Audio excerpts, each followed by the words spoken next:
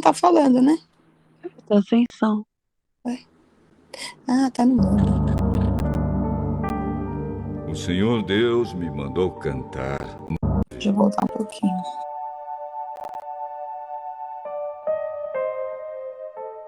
Ezequiel, capítulo 19.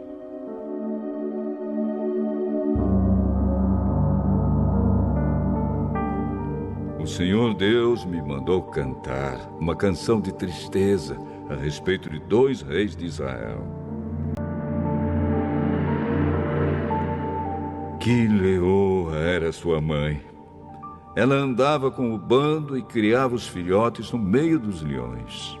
Ela criou um filhote e o ensinou a caçar, e ele se tornou um devorador de gente. As nações ouviram falar dele e o apanharam numa cova. Puseram uma argola no nariz dele e o arrastaram para o Egito.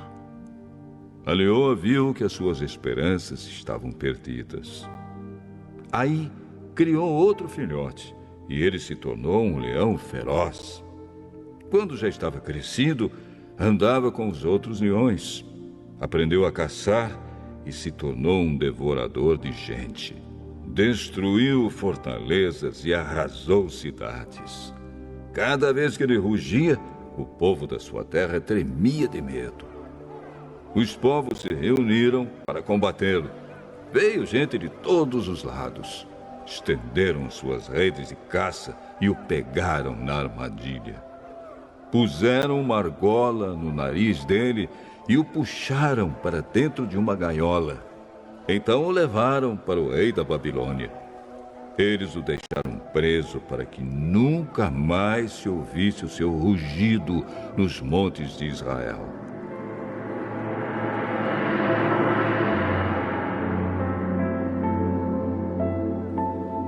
Israelitas, a mãe de vocês era como uma parreira plantada perto de um ribeirão. Ela estava cheia de galhos e produzia muitas uvas porque havia bastante água. Os seus galhos eram fortes e cresceram até se tornarem cedros reais. A parreira cresceu tanto que os seus galhos chegaram até as nuvens. Todos viram como era alta e cheia de galhos. Porém, mãos furiosas a arrancaram pela raiz e a jogaram no chão. O vento leste secou as suas uvas. Os seus galhos foram quebrados. Eles secaram e foram queimados. Agora, a parreira está plantada no deserto, numa terra seca e sem água. O seu tronco pegou fogo. O fogo destruiu os seus galhos e as uvas. Os seus galhos nunca mais serão fortes. Nunca mais serão cedros reais. Esta é uma canção de tristeza que tem sido cantada muitas vezes.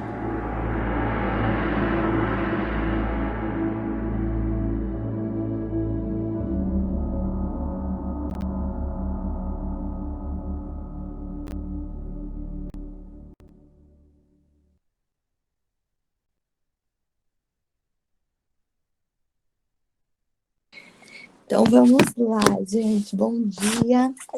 Então hoje Cleidinha não vai poder vir, né? Que ela tá aí numa viagem. Então vamos lá. Eu vou pegar aqui um estudo pra gente. Acabou que ontem eu não ouvi o 19, né? Porque achei que ela ia compartilhar. Mas vou compartilhar aqui um estudo. E aí quem quiser também compartilhar alguma coisa, complementar, tá bom? Fica todo mundo bem livre aqui para contribuir. Então, aqui nesse estudo do capítulo 19, né, tem a história dos filhos da leoa, né, e aqui nesse estudo que eu vou compartilhar com a gente, ele fala o seguinte, que em Ezequiel 19, ele apresenta uma lamentação dos príncipes de Israel, e um lamento pela decadência da linhagem real de Davi. E nesse capítulo aqui, 19, né, o profeta Ezequiel, ele usa uma metáfora de uma videira para descrever a história de Israel e sua liderança. Opa, o que foi? A bebê acordou, tô mamando aqui. E ele lamenta o passado glorioso da nação e os líderes poderosos que ele produziu. Mas também ele descreve a sua atual condição de ruína e desesperança. E Ezequiel, ele alerta Israel sobre a necessidade de se arrepender e voltar a Deus, antes que seja tarde demais. E nesses capítulos de Israel, a gente está vendo muito, né, essa questão do arrepender-se, né? E como é importante, como isso é importante para Deus, né? Esse arrependimento verdadeiro, né? E realmente, o que foi? Tá se engasgando aqui. E realmente... Mayara, eu dou continuidade, tá bom? Ai, tá bom, obrigada, que o bebê acordou. Tava aqui dando uma engasgada. Você tá com esse estudo? Tô. Ai, obrigada. Aí ele fala também, né, que nesse capítulo ele marca o fim, né, da sessão sobre a futilidade do falso otimismo, que abrangeu lá no capítulo 12 ao 19. Ezequiel usa o recurso da lamentação para chamar a atenção do povo de Deus e dos seus líderes para a gravidade da situação que se encontra. Que aí ele fala aqui, ó: levante um lamento pelos príncipes de Israel e diga que leoa foi a sua mãe entre os leões. Ela se deitava entre os leãozinhos e criava os seus filhotes. O profeta ele começa com esse lamento, dirigindo-se aos príncipes de Israel, que eram os reis residentes em Jerusalém. Na época em que Ezequiel escreveu essa lamentação, o rei Zedequias estava no trono. Ezequiel ele estava adotando uma direção de funeral, ainda que a morte da cidade ainda estivesse no futuro. O profeta ele tinha certeza de que a queda de Jerusalém era inevitável. E ele queria que as pessoas se preparassem para o que estava por vir. É muito lindo, né? Assim, como Deus usou literalmente Ezequiel, né? E na sua lamentação, Ezequiel ele lembra com carinho a leoa que havia produzido os leões caídos. A leoa mãe, desse capítulo, é a nação de Israel. Olha como ele traz assim, de uma forma para a gente entender muito bem, né? E foi ela que montou os seus reinos, mas viu esses reinos destruídos. E foi ela que entrou em cativeiro. Ezequiel usa essa metáfora para ilustrar a queda dos reis de Judá. O profeta usa imagens fortes e poéticas para falar, para descrever a tragédia que aconteceu com a nação de Israel. O que nós podemos aprender aqui nas Lamentações de Ezequiel para os príncipes de Israel é nos lembrar novamente o que ele fala aqui sobre a nossa fidelidade com Deus, né? Fidelidade com Deus em meio aos nossos próprios desafios. Ele nos conceda força para preservar e fé para confiar em sua vontade em todas as circunstâncias. E o mais lindo de tudo isso, gente, que eu estava meditando na palavra esses dias e Deus vem falando muito comigo, né? E se a gente for pensar a nossa vida hoje, a gente passa por 4 estações, né? As 4 estações, olha como traz a natureza para cá. Nós passamos por 4 estações. E as 4 estações que nós passamos, elas se repetem. Você vai sair do outono, vai para a primavera, depois para o inverno, enfim. A primavera é a última. Então, vai passando estação por estação em nossas vidas.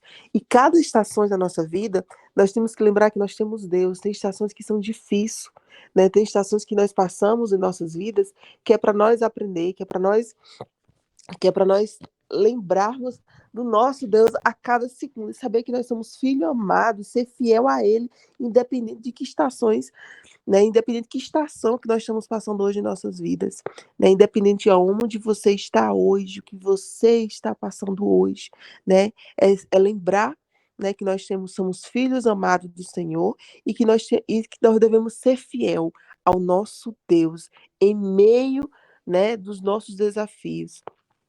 E lembrar que essas estações de nossas vidas, ela está ali para nos mostrar, para nos fortificar, para nos levar para outro nível, né? A gente tem que saber. Tem estações que é para, né, a gente se pergunta, poxa, eu pensei que são pessoas que saíram da minha vida, mas por que essas pessoas saíram da minha vida? Né? Mas ali era aquele momento, era para limpar, né, certas amizades, certas pessoas que era para sair da sua vida. E aí chega o inverno, né? Aquele frio, o inverno, aquela coisa tão presa, aquela tristeza que às vezes muitas pessoas estão passando por essa estação do inverno na sua vida, que é passando por problemas, independente de que problema seja, mas lembre-se que depois do inverno vem a primavera. E aí a gente tem que lembrar que, independente de que estação nós esteja passando, nós temos que ter essa fidelidade com Deus, esse amor, e saber que nós somos filho amado do Senhor, que nós somos únicos, que nós somos filhas amadas do Senhor. Hoje eu me olho no espelho e me vejo, eu sou princesa do Senhor. Eu sou a imagem e semelhança de Deus, eu não aceito menos do que isso. E quando eu olho para as pessoas, eu fico assim, eu quero olhar para essas pessoas como o Senhor olha. Eu quero amar essas pessoas como o Senhor ama. Então, assim, é literalmente saber que nós somos a imagem e semelhança de Deus em todos os sentidos. E não é fácil para a gente enfrentar os desafios do dia a dia.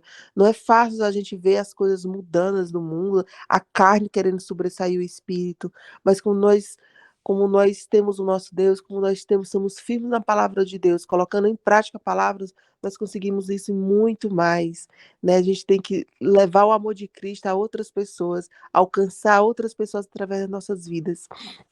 Enfim, voltando aqui para a história de Israel, é isso que a gente tem que falar, né? A gente tem que levar esse amor, a gente tem que saber que nós somos fiel ao nosso Deus. E agora a gente vai voltar aqui para o capítulo 3, e aí ele fala, né, que um dos seus filhos tornou-se um leão forte. Ele aprendeu a despedaçar a presa e devorou homens. As nações ouviram seus respeitos e ele foi pego na cova delas. Eles os levaram com gancho para o Egito. Aqui, né, nesse versículo, Ezequiel ele fala sobre o leão de Israel que criou um dos seus filhotes e se tornou um leão forte, um rei. Este leão era Jeocasa, que assumiu o trono após a morte prematura de Josias, né? Aí ele fala que o reinado de Jeocasa foi curto, durado durante apenas 3 meses, né? Ele foi disposto pelo faraó Neco II, que o levou com ganchos para a terra do Egito. Esses ganchos provavelmente eram literais, presos ao nariz do rei e conectados a uma coleira de corda no Egito. Jeocaso morreu em cativeiro. Essa história trágica de Jeocaso é um exemplo do destino que aguardava a nação de Israel como um todo. Ezequiel ele estava lamentando a queda dos reis de Judá e a destruição da nação. Mas, apesar da tristeza, podemos ver a mão de Deus guiando a história e cumprindo seus planos. Ou seja, nenhum momento em que Deus ele deixa de agir, nenhum momento ele vai deixar de agir em nossas vidas, nenhum momento nós só precisamos ser fiel, ter essa fidelidade com o nosso Pai, né? Quando nós olhamos para a história de Israel, nós podemos aprender a lição importante sobre o quê? Sobre essa fidelidade, sobre esse amor, sobre essa confiança em Deus. Mesmo em tempos difíceis, a gente tem que saber, né? Mesmo quando tudo parece que está perdido, Deus ainda está no controle, Ele está trabalhando em nossas vidas para cumprir o seu propósito, o nosso propósito, né? Que nós possamos aprender, né, com essa história de Jeocás, é confiar em Deus em todas as circunstâncias, que Ele nos conceda força para preservar e a fé para confiar em sua vontade, independente da circunstância nós possamos, né, que nós possamos enfrentar, independente de que estação você esteja vivendo hoje, independente de qualquer coisa que você esteja vivendo hoje, né? Temos que confiar, temos que literalmente entregar tudo nas mãos do Senhor, porque Ele vai cumprir o propósito de nossas vidas. Aí já no capítulo, no versículo 5, no versículo 5, ele fala, né? Do 5 ao 9, ele fala que quando ela viu que a sua esperança não se cumpria, quando viu que se for a sua expectativa, escolheu outro dos seus filhotes e fez dele um leão forte. Lá no 6 ele fala, ele vagueou entre os leões, pois agora era um leão forte. Ele aprendeu a despedaçar a presa e devorou homens. Arrebentou suas fortalezas, devastou sua cidade, a terra e todos que nela estavam ficaram aterrorizados com seus rugidos. Entre as nações vizinhas o atacaram, estenderam a sua rede para apanhá-lo, e ele foi pego na armadilha que fizeram. Com ganchos, elas o puxaram para dentro de uma jaula e o levaram ao rei da Babilônia. Elas colocaram na prisão, de modo que não se ouviu mais os seus rugidos nos montes de Israel. Aqui, Ezequiel, ele fala sobre um leão forte, né? Ele deixa bem claro, né? Um leão forte de Israel, Joaquim, que reinou por apenas 3 meses antes de ser deposto por Nabucodonosor. Né? Durante o seu breve reinado, Joaquim ele causou estragos em Israel. Aqui a gente está falando, né, de pessoas, como foi o reinado dessas pessoas, né, lá em Israel. Ele está falando aqui que Joaquim ele causou estrago em Israel, quebrando fortalezas e cidades com sua ferocidade em forma de leão. A terra de Israel e todos os seus habitantes tremia diante dele, mas a sua governança foi interrompida quando foi destronado e deportado por Nabucodonosor. Nabucodonosor. Ele foi levado para uma gaiola com ganchos e levado ao rei da Babilônia. Então ele usa sempre uma metáfora para trazer isso, né? Joaquim ele foi preso por causa da revolta que seu pai Joaquim havia começado, e assim Joaquim permaneceu na prisão por 37 anos até ser liberto quando viu Merodacó, o seu pai, em Nabucodonosor, no trono da Babilônia. No entanto, Joaquim nunca voltou à terra devastada que deixou para trás. E o que nós podemos aprender, né, com essa história de Joaquim? Confiar em Deus em todas as circunstâncias, mais uma vez, e que Deus fala em todas as circunstâncias, é confiar em nosso Pai, né? Confiar tudo nas mãos do nosso Senhor. Ele está conosco, né? Ele tem um plano para nossas vidas. E independente da circunstância, né, ele vai te conceder força para preservar e a fé para confiar em sua vontade, independente dessa dificuldade que você está enfrentando hoje. Aí já no capítulo 10, ele fala que sua mãe era como uma vide em sua vinha plantada junto à água. Era frutífera e cheia de ramos, graças às muitas águas. Os seus ramos eram fortes, próprios para cetro de um governante. Ele cresceu e subiu muito, né, sobressaindo a folhagem espessa. Chamava atenção por sua altura e por os seus muitos ramos. Aqui nesse versículo, Ezequiel ele se volta diretamente para o rei Zedequias, que é o assunto do resto da Lamentações. Né? Ezequiel usa a metáfora de uma videira para descrever a nação de Israel e a sua glória passada. Como as videiras eram comuns em Israel, né, os escritores das Escrituras frequentemente se referiam a Israel e a outros, né, a outros como videiras. Em sua glória passada, Israel era frutífero e cheio de galhos. Ele prosperou sob a bênção de Deus e produziu muitos governantes poderosos. Os ramos dessa videira eram fortes e optos para o centro do governante. Né? A identificação exata desses governantes pretendido pela metáfora de Ezequiel era desconhecida. Né? Ezequiel ele não estava apontando para os governantes específicos no passado de Israel, mas ele estava apenas mostrando que o passado de Israel era glorioso e inclui muitos líderes poderosos. Né? E aqui na Lamentação de Ezequiel é o que? É uma chamada à reflexão para o presente. Né? É uma chamada para reflexão para hoje, para agora, para o presente.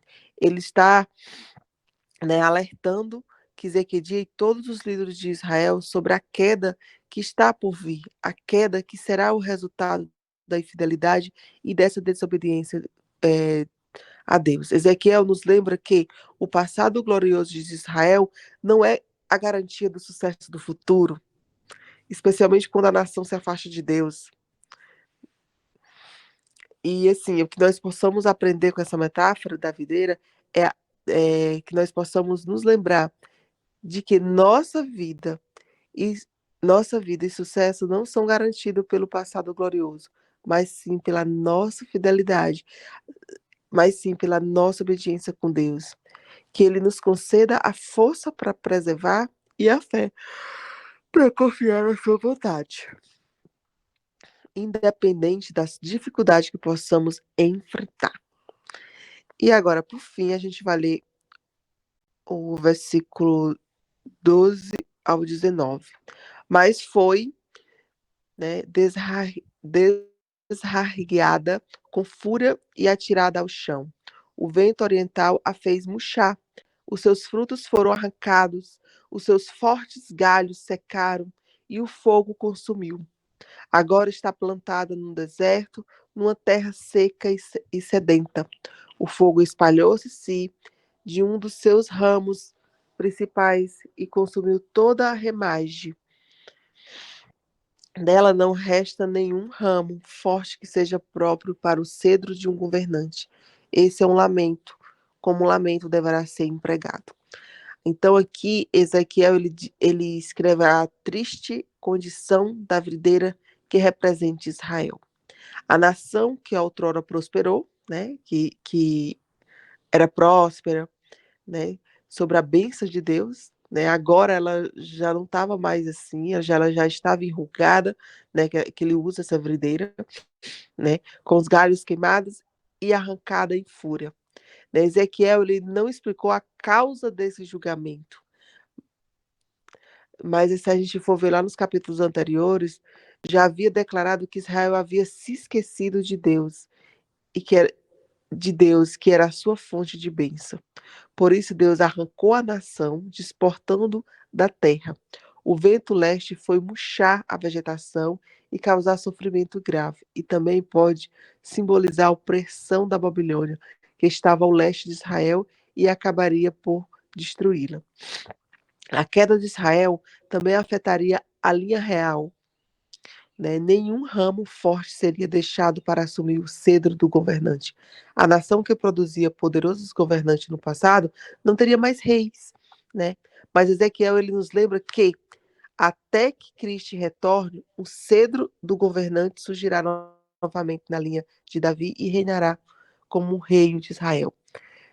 Aí ele fala, né, que nós possamos aprender, né, o que nós possamos aprender com essa história, né, com essa história de Israel em sua videira, né, que nós possamos nos lembrar que Deus é a fonte de bênção, que nós devemos sempre colocar Ele em primeiro lugar. Ele é o primeiro, ele é tudo, Ele é o centro, ele é tudo em nossas vidas, né, que nós possamos confiar na vontade, que nós possamos aprender, né, perseverar, mesmo quando enfrentamos dificuldades e julgamento.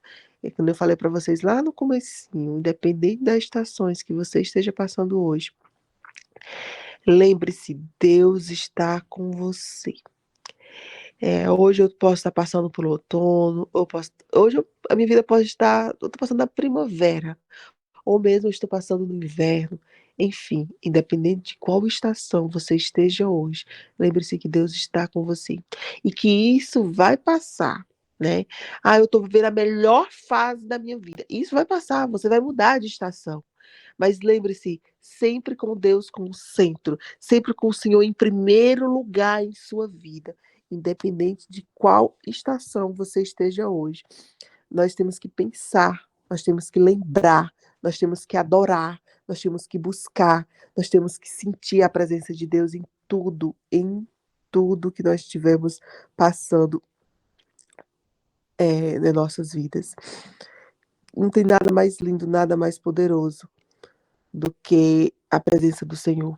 Independente se nós estamos passando no outono, independente se nós estamos no verão, ou se nós estamos na primavera, ou se nós estamos no inverno, né? Ah, hoje minha vida não está bem, hoje eu estou triste, hoje eu não sei mais o que fazer, hoje eu oro todo dia, eu busco a palavra de Deus todo dia, mas eu não consigo sair de onde eu estou vivendo hoje, eu não consigo sair do inverno, que é frio, que é escuro, eu não consigo sair disso. Lembre, é uma passagem, é uma estação, e essa estação ela vai passar. Mas é nesse momento que nós temos que buscar a Deus. E muitas das vezes Deus usa o inverno, que é uma estação fria, que é uma estação escura, para nós nos fortalecer da fé, nos fortalecer em buscar a presença de Deus, nos fortalecer que nós temos um Pai, que só o devocional de manhã não é o suficiente. Ele quer mais de você, ele tem sede de você, ele tem fome de você. Então, que nós possamos literalmente entender que independente que nós esteja passando hoje, que nós temos esse Deus, que esse Deus ele é poderoso, ele é o nosso Pai, ele é o nosso Abba. É com ele que nós temos que confiar, né? E é isso, gente. Nós temos que adorar, buscar. E aí ele fala aqui também sobre, né, motivo de oração. Ele fala que em primeiro motivo de oração em Ezequiel 19 é a necessidade de arrepender e voltar para Deus. Né? Assim como Israel se afastou de Deus e sofreu as consequências dos seus pecados, nós também podemos, né, perder o caminho. Nós podemos literalmente deixar a carne sobressair. Né? Então, que nós possamos, né, orar, né, para que a nossa fé seja fortalecida, que nós possamos permanecer firme na presença de Deus, né?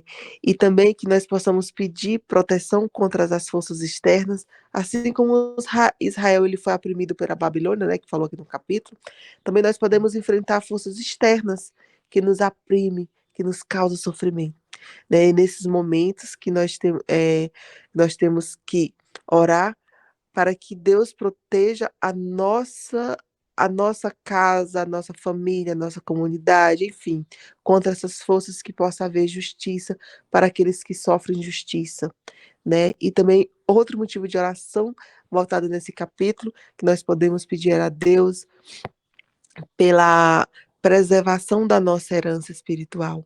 Assim como a linhagem real de Israel ele foi perdida, podemos facilmente perder a tradição em fé em Deus, né? Se nós não cuidarmos dela, se nós não orarmos, né? Orar para que Deus venha preservar essa fé em nossa igreja, em nossa comunidade, em nossa casa, que nós possamos ser fiel a Deus, que nós possamos passar essa tradição para as próximas gerações, que nós possamos levar esse amor de Deus lá no comecinho que eu falei para vocês, né, que nós possamos levar esse amor, que esse amor ele seja tão transbordador, ele seja tão grande, mas tão forte, que através das nossas vidas outras pessoas possam alcançar Cristo, que através dessa luz que está em nós, que é o Espírito Santo de Deus, que nós possamos alcançar outras vidas, que nós possamos levar esse amor de Deus para outras vidas. Afinal, nós somos a imagem e semelhanças do Senhor.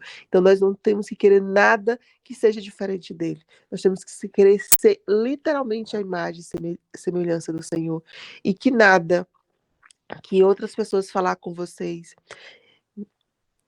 isso não te define. O que te define é o que Deus fala sobre você. Isso sim define quem é você. Independente que você...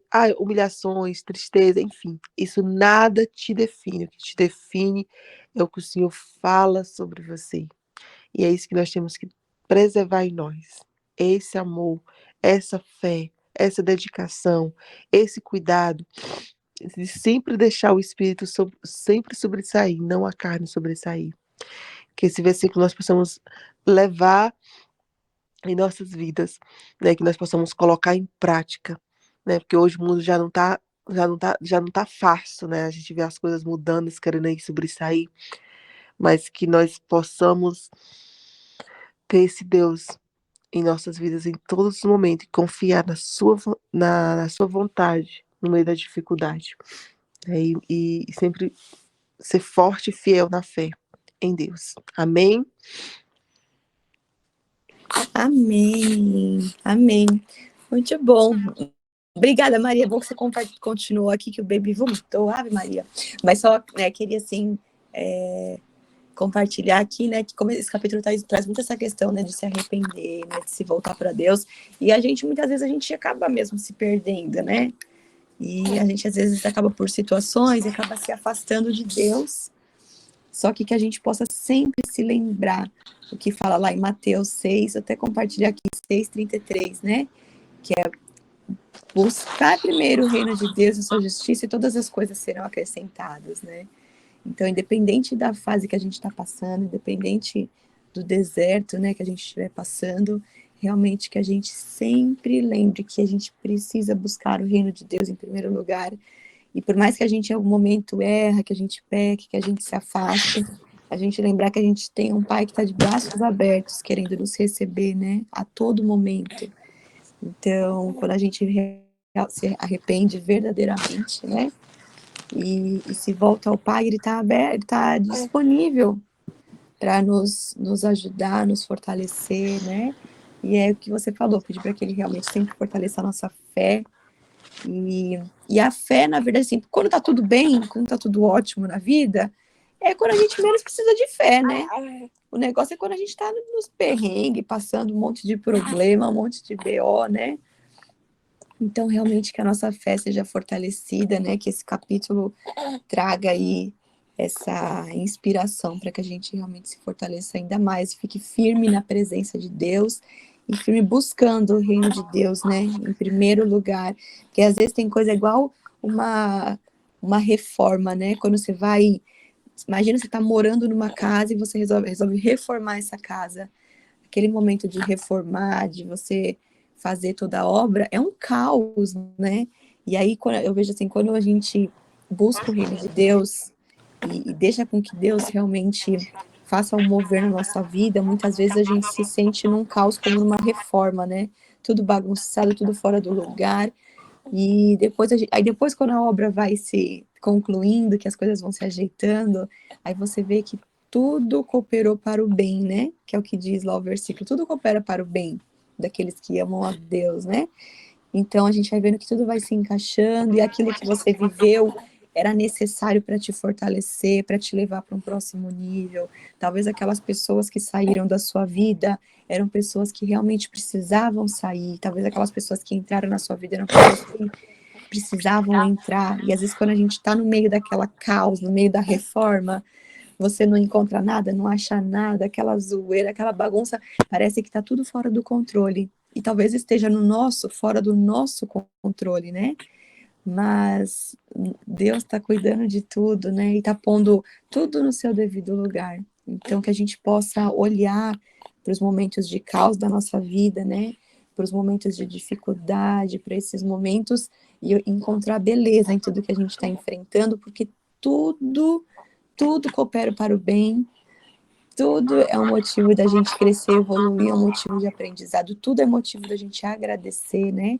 Que a gente possa, assim, independente do que está vivendo, a gente manter o espírito de gratidão, né? Gratidão por tudo e buscar o reino de Deus em primeiro lugar. Nunca esquecer disso, que tudo nos será acrescentado.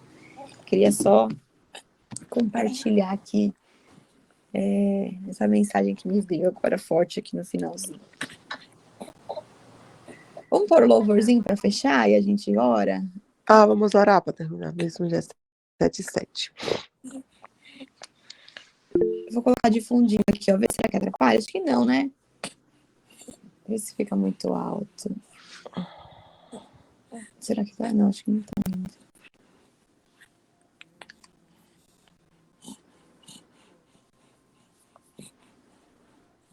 Vai. Vocês estão ouvindo? Tá, né? Pai amado, Pai querido, Pai, nós queremos te agradecer, Jesus, por essa manhã, Pai. Queremos te agradecer, Pai, porque Tu és lindo, Tu és maravilhoso, Pai. Obrigada, Senhor. Obrigada por tudo que o Senhor já tem feito nas nossas vidas e por tudo que o Senhor vai fazer sobre nossas vidas, Pai. Hoje, nessa manhã, nós te entregamos a nossa vida, Pai. Nós te entregamos a nossa casa, a nossa família, os nossos filhos. Nós te entregamos tudo que temos diante da Tua presença, Senhor. Nós te entregamos tudo o que mais precioso que nós achamos que temos, Pai, diante da Tua presença, Pai. Porque nós sabemos, Pai, que Tu és em primeiro lugar. Nós sabemos, Jesus, que Tu és o centro de tudo, Jesus. Pai, obrigada por ser esse Pai poderoso. Obrigada por ser esse Pai cuidadoso. Obrigada por nos amar. Obrigada, Pai, por nos amar. Mesmo que muitas das vezes nós não te agradamos com os nossos pecados. Mas está ali, Senhor, para Tu nos estar ali sempre nos pegando na nossa mão, nos abraçando, nos amando, cuidando de nós, Jesus. Como somos gratos, Pai, por cada amor, por cada cuidado, Pai. Pai, nós somos gratos por tudo, Jesus. Nós somos gratos pelo alimento da nossa mesa. Nós somos gratos pela nossa casa, pelo nosso teto, pelo lençol que nós estamos dormindo, Senhor. Pela roupa que nós estamos vestindo, Senhor. Por tudo, Jesus. Motivo de gratidão a Ti. E sabemos, Pai, que nada vai nos faltar. Sabemos, Jesus, que Tu és lindo, Tu és poderoso. Então, Jesus, diante da Tua presença hoje nessa manhã, Pai, que nós possamos aprender com essa história de Ezequiel, Pai. Que nós não sejamos egoístas, que nós não sejamos petulantes, que nós não sejamos pessoas arrogantes, pessoas que querem, acima de tudo, um trono, mas esquece do mais fundamental, que é a Tua presença, Senhor. Que nós possamos, Pai, nos humilhar diante dos Teus pés, que nós possamos nos ajoelhar diante dos Teus pés, que nós possamos ter essa intimidade de Pai e Filho todos os dias de nossas vidas, Jesus. Que nós possamos, Espírito Santo, nos encher da Tua presença, Pai. Pai, nos ensina a levar esse amor de Cristo para outras pessoas. Nos ensina, Pai, nos levar esse amor sobrenatural, esse amor grandioso para outras pessoas, Jesus. Pai, que Teu Santo Espírito em nós, Senhor, venha ser a luz, independente do nosso trabalho, se você esteja trabalhando ou dentro da sua casa, mas que nós sejamos luz nesse lugar, Senhor. Que nós possamos levar esse amor dentro desse lugar, Jesus. Que nós possamos ser guiados pelo Teu Santo Espírito, ser guiada pelo Teu Santo Espírito, Senhor. Ai, Jesus. Que nós possamos ser guiada por esse Espírito, Pai. Que as pessoas olhem para nós e vejam luz, porque não é nós, é o Espírito Santo de Deus em nós trabalhando. Então, Jesus, diante da Tua presença eu te coloco, Pai. Pai, nos ensina a ser esposa, aquela mulher de Provérbio 31, Pai. Nos ensina literalmente a ser esse Espírito Santo dentro da nossa casa, Pai, conduzindo a nossa casa, Jesus. Ai, Pai, nos ensina a exalar esse amor de Deus para outras pessoas, Pai. Senhor, nos ensina a ser mais cheia, transbordar mais esse amor, Senhor, que está dentro de nós, Jesus. Nos traz sabedoria dos céus, Pai.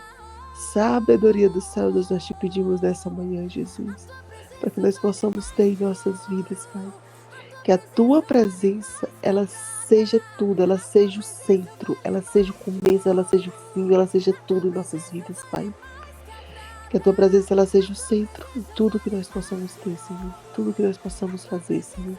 Que tudo seja pela honra, que tudo seja pela Tua glória. Pai, por fim, nós queremos Te agradecer essa manhã, Pai, nós Te colocamos, né? A gente está na semana de intercessão, nós intercedemos pela nossa vida profissional, nossa vida financeira, Senhor, nós intercedemos pelas nossas empresas, quem tiver empresa. Nós intercedemos, Pai, pela luz do Espírito Santo em tudo em nossas vidas, Pai.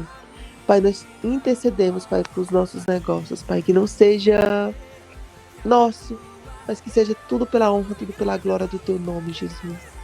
Pai, que o Senhor venha nos capacitar, né?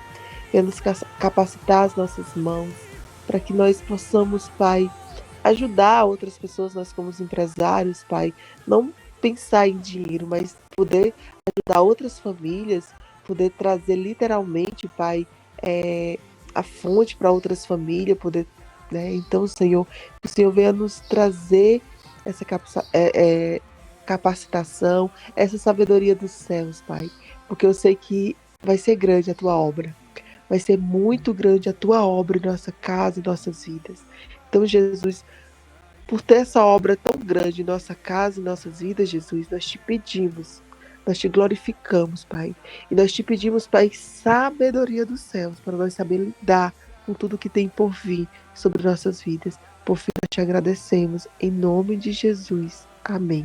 Glória a Deus.